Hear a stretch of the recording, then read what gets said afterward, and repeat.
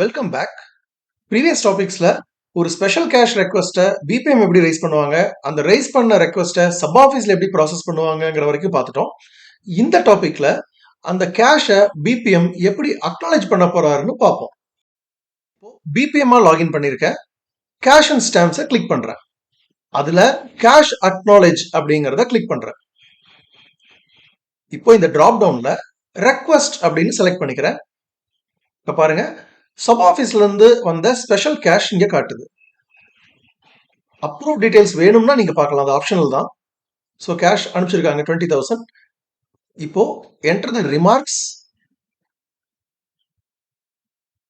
அதுல denomination choose பண்ணுங்க. இப்போ எவ்வளவு கேஷ் என்ன டினாமினேஷன் வந்திருக்குன்னு நீங்க இங்க டைப் பண்றீங்க. Click submit. Now click acknowledge. இப்போ click yes. See, the cash is acknowledged successfully by the BPM. இதை கவனிச்சிங்களா? கீழே ஒரு வேலட் காட்டுது பாருங்க. அதை கிளிக் பண்ணீங்கன்னா உங்ககிட்ட எவ்வளவு கேஷ் இருக்கு அப்படின்னு காட்டும். தேங்க்யூ.